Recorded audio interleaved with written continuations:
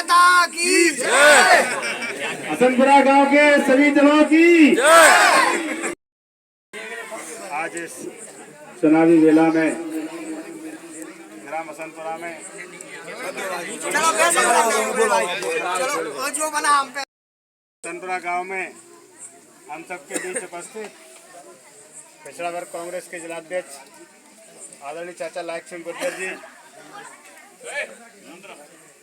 छोटे भाई आप लोगों के बीच में हमेशा उपस्थित रहने वाले आदरणीय सौरभ मिश्रा जी, पूर्व में मंडी डायरेक्टर रहे, पार्षद रहे, अन्य कई पदों पर रहे ऐसे बड़े भाई आदरणीय ब्रजेंद्र सिंह जी, मुन्नार के सरपंच बड़े भाई आदरणीय रामबाबू सिंह अरवरिया जी, यहाँ के मंडल अध्यक्ष विनोद समादिया जी। अब वैसे तो सबको जानता हूँ तो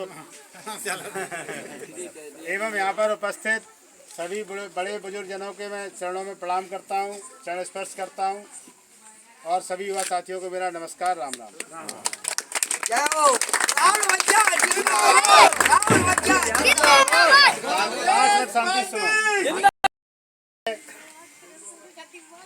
और इसमें चुनाव भारतीय जनता पार्टी और कांग्रेस का नहीं है। मैं जो मानता हूँ यहाँ चुनाव प्रत्याशियों के बीच में जो हो रहा है, पार्टियों के बीच में जो हो रहा है, वो चुनाव राहुल भदौरिया और अन्य प्रत्याशियों के बीच में नहीं, ये चुनाव सामंतवादी ताकतों के खिलाफ चुनाव है। इस बात पर ताली होना चाहिए। आती है जिन्होंने युवाओं का हत्या करने का काम किया है, भाई रोजगार छीना है तो रोजगार की हत्या करने का काम किया है, किसानों के साथ अन्याय किया है। ऐसी सरकार, ऐसे सामंतवादी ताकतों के खिलाफ ये चुनाव है। लोकतंत्र की हत्या किस प्रकार से, जैसे कि अन्य देशों में होता है कि जैसे हिटलर का शासन था, आपने नाम सुना था, उसी प्रकार से आज अपने देश में भी हो रहा है। आप लोगों को याद हो, अभी नए लोगों को तो याद भी नहीं होगा, मंडी के चुनाव कब से नहीं हुए, याद है आप लोगों को? 8-9 साल हो गए, 10 साल हो गए, बता रहे हैं चाचा, 10 साल हो गई। मंडी के दोनों सोसाइटी के चुनाव कब से नहीं हुए,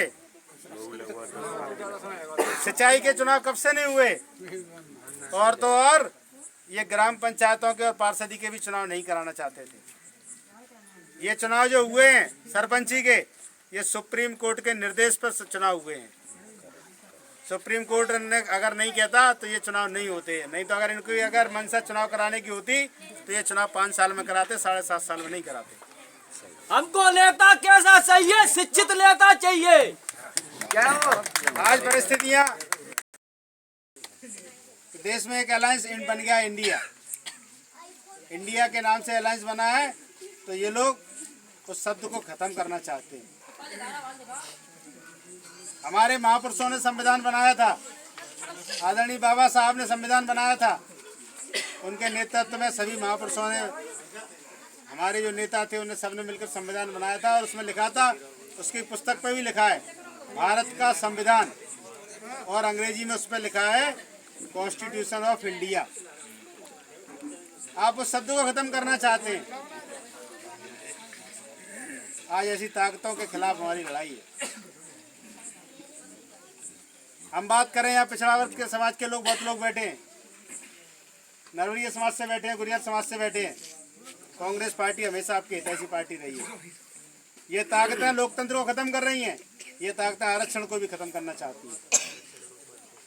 कांग्रेस पार्टी की सरकार बनी थी, आदरणीय कमलनाथ जी ने 27% आरक्षण देने का काम किया था, लेकिन इन्होंने फिर से कोर्ट में और 50 जगह से डंगा लगाकर 14% से पर ला के दोबारा खड़ा कर दिया आप सबको। कांग्रेस पार्टी जिंदाबाद। ऐसी सामंतवादी ताकतों के खिलाफ आपका चुनाव है, आपको चुनाव करना है। अभी मुझसे एक पत्रकार पूछ रहे थे कि युवा साथियों के बारे में आप क्या कहना चाहते हैं, सरकार ने युवाओं के साथ क्या किया है। हमने कहा सरकार ने जिंदा युवाओं को गला घोटने का काम किया है। मैं आपको बड़ी छोटी सी बात एक बताना चाहता हूँ। अपने गांव में अपन सुनते हैं कि फौजी अगर शहीद हो गया तो उसका कितना सम्मान होता है। वहाँ से गाड़ी आती है, उसको तिरंगा पहनाया जाता है, फौजी का बल आता है, वो उनको सलामी देते हैं, उस परिवार की मदद की जाती है, 50 तरीके से उसको सहायता दी जाती है उस परिवार को कि इस परिवार का लड़का देश की सीमा पर शहीद हुआ। लेकिन मैं आपको बताना चाहता हूँ, इन्होंने अग्निवीर योजना लेके आए। अग्निवीर में जो नए सिपाही बने, अभी भिंड जिले का एक हमारा साथी एक युवा सीमा पर शहीद हो गया अग्निवीर। जब वो शहीद हो गया, हम कह रहे हैं शहीद हो गया, लेकिन शासन ने नहीं माना कि वो शहीद हो गया। शासन ने कहा ये मर गया और एक सादा एम्बुलेंस से उसका सब घर भेज दिया। उसकी लाश को एक सादा एम्बुलेंस से घर भिजवा दिया। ना उसको शहीद का दर्जा मिला, ना उसको सलामी मिली, ना उसको तिरंगा मिला, ना उसका ट्रक से शैम्पू आया, कुछ नहीं दिया, क्योंकि वो अग्निवीर था। भाई देश की सेवा में तो वो भी गया। अभी हाल ही में मध्य प्रदेश में 14 लाख युवाओं ने पटवारी की परीक्षा दी। और लड़के पटवारी कौन बने? जो भारतीय जनता पार्टी के विधायक के कॉलेज में जो परीक्षा देने गए थे, वो लड़के केवल पटवारी बने, बाकी सब रह गए।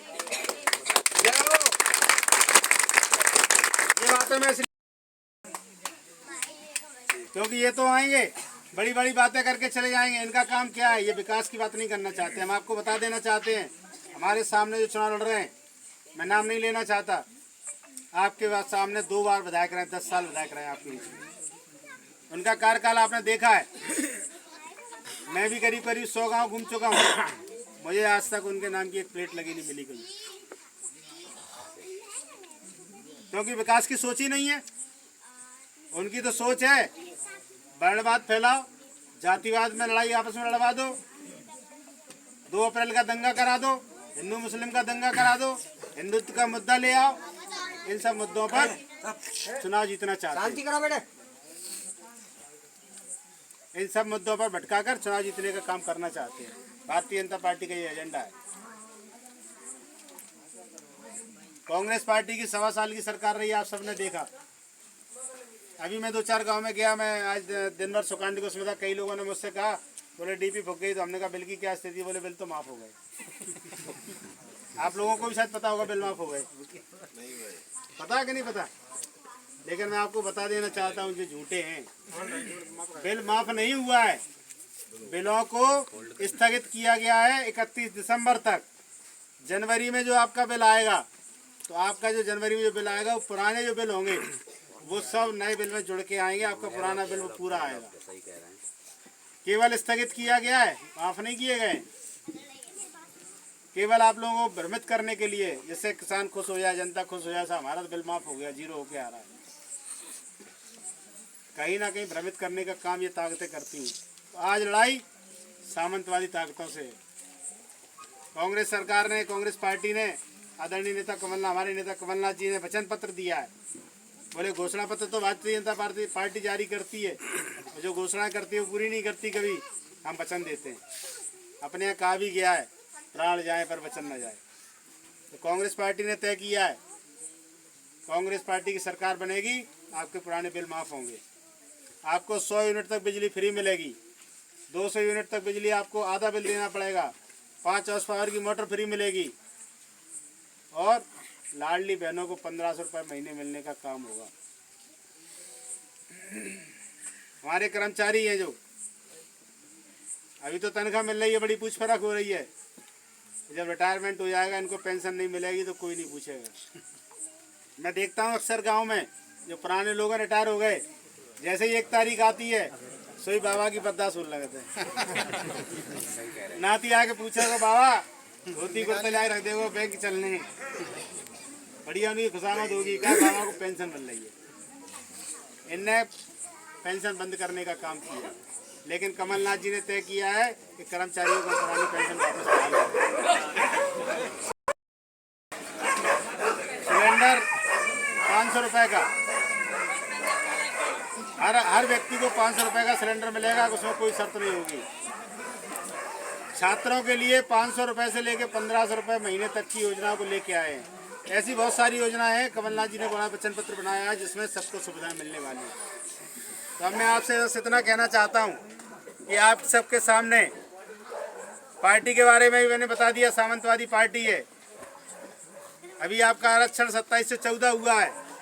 आपने अगर इनको एक आध दो बार और बना दिया तो 14 से 4 पर रह जाओगे।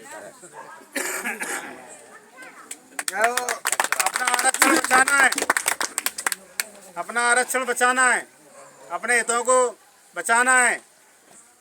और सामने वाले प्रत्याशी को भी आपने देख लिया है।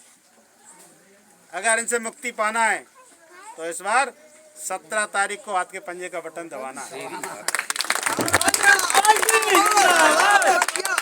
अब मैं थोड़ी सी बात अपने बारे में भी करना चाहता हूँ।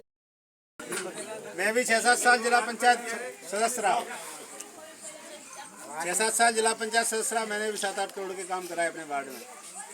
15 लाख की राशि भी मुझे मिलती थी हर साल। अगर हो सकता है आप पैसे यहाँ कुछ राम बाबू भाई साहब बैठे हैं बगल में, पूरे कार्यकाल में 7-8 करोड़ के वो काम प्लस 15 लाख रुपए की साल की हमारी निधि, 15 करीब 1-1.25 करोड़ रुपए, इतने सारे कामों के बदले में कोई भी सरपंच साहब, कोई व्यक्ति आके अगर ये कह देगा उसके बदले मैंने अगर किसी एक कप चाय भी पी हो तो इस देव स्थान पर खड़ा हूँ मैं, आप लोग मेरा मुंह काला कर देंगे। हमारे वार्ड के सरपंच साहब बैठे हैं, आप पूछ सकते हैं। बिल्कुल ऐसी बात। मैंने अपने जीवन में दलाली नहीं करी, कमीशन खोरी नहीं करी। आंगनवाड़ी के जिला कमेटी का सदस्य रहा, 700 भर्तियां करी मैंने। किसी से एक गिलास ठंडा पानी भी नहीं पिया। कई बार बोतल गर्मियों में क्या होता था, गर्मी का समय रहता था तो लोग पानी की बोतल लेके आ गए, ठंडा की बोतल लेके आए, बोले ऐसे गर्मी ज़्यादा ठंडा पी लो। हमने कहा नहीं, आज तुम्हारा ठंडा पियेंगे, तुम गांव में जाके कहोगे मैं ठंडा की बोतल नियुक्ति करा लिया है। इसलिए हमने कहा घर बुलाना, सम्मान से बुलाना, चाय पियेंगे आपके यहाँ आकर।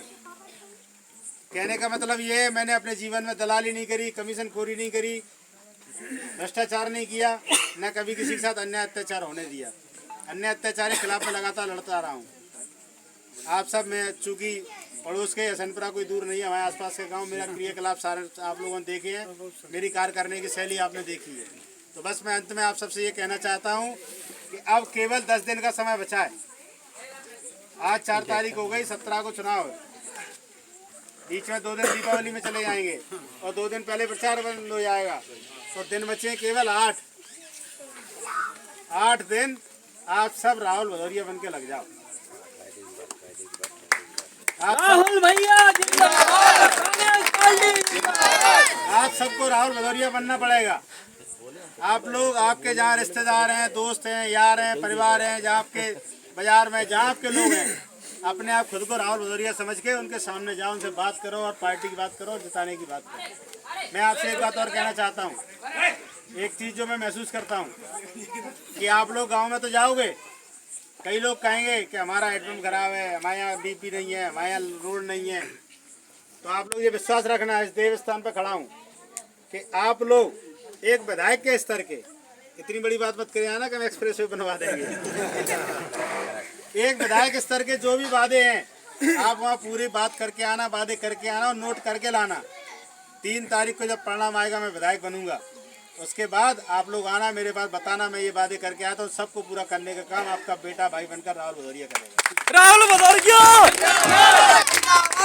राहुल भैया जिंदाबाद। बस अंत में यही बात कहना चाहता हूँ कि आज सब लोग लग जाओ। 8 दिन आप अपने भाई बेटे के लिए दे दो, उसके बाद 5 साल जैसे चाहो वैसे रगड़ लेना, मैं आपकी सेवा में हाजिर रहूँगा। इसलिए आप सब लोग यहाँ बैठे हैं, मैं थोड़ा सा लेट भी हो गया हूँ, कार्यक्रम भी लेट हो गया है, उसके लिए मैं क्षमा चाहता हूँ। सभी बड़े बुजुर्गों के चरणों में प्रणाम करता हूँ। सभी युवा साथियों को मेरा नमस्कार, राम राम। कोई गलत बात कह गई हो तो उसको कान पकड़ के माफ़ी चाहता हूँ। लेकिन 17 तारीख को आप सबको हसनपुरा से एक तरफा पोलिंग करके कांग्रेस पार्टी को विजयी बनाना है। बहुत बहुत धन्यवाद। राहुल भैया।